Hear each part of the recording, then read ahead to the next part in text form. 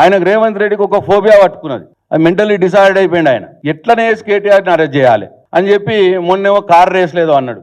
ఆ కార్ రేస్లో ఏముంది, ఏమీ లేదని అధికారులు చెప్పారు. ఏముంది కార్ రేస్లో?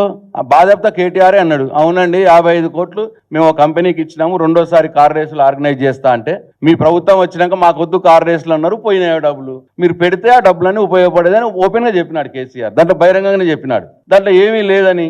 మళ్ళీ ఇదేదో దొరికింది కదా దీంట్లో ఇరికిద్దాం అని చెప్పి కేటీఆర్ అట పట్నం నరేందర్ రెడ్డి గారితో ఫోన్ చేసి మాట్లాడిండట. 100% మాట్లాడతాడు కేటీఆర్. ఎందుకు మాట్లాడు పట్నం నరేందర్ రెడ్డి గారితో?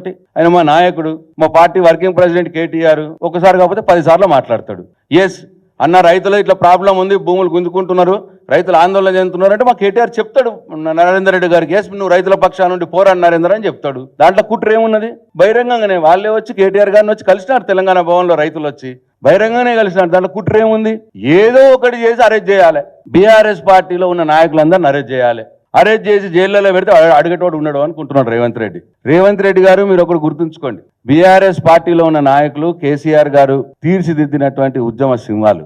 మీరు నన్ను అరెస్ట్ చేసి అనుకోరి బాల్కొండలో ఎవడు అడిగేటోడు ఉండడు అనుకుంటారేమో, ఇంకో 100 మంది కేసీఆర్లు పుడతారు బాల్కొండల నీ ప్రభుత్వాన్ని నిలదీయటానికి, నువ్వు ఇచ్చిన హామీలు ఎగవేస్తున్నందుకు నిన్ను నిలదీయటానికి. అంతేగాని మందరిని జైల్లో వేస్తే అయిపోద్ది అనుకుంటున్నామేమో. ప్రతి ఊరికి ఒక కేసీఆర్ పుడతాడు.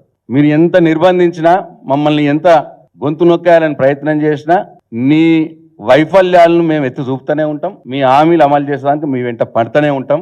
నువ్వు ఇది కుట్రా పిట్రా ఏదో పెట్టి ఏదో కేసులు పెట్టి జైలు వేస్తామని అంటే భయపడ్డాడు ఎవరు లేడు ఇక్కడ. అయినా అవినీతి పార్టీ మీది.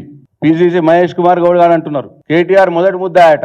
అప్పుడే కేటీఆర్ మొదటి ముద్దాయని పిసిసి ప్రెసిడెంట్ ఎట్లా చెప్తాడు? అంటే మొదలే పోలీసు వాళ్ళకి చెప్తున్నారు అన్నట్ట. మీరు ఆ బాధ్యతతోటే మాట్లాడుతున్నాడు. ఆయన పిసిసి ప్రెసిడెంట్, ఎందుకు కేటీఆర్ మొదటి ముద్దాయి అవుతాడు? ప్రత్యక్షంగా కేటీఆర్ ఉన్నాడా?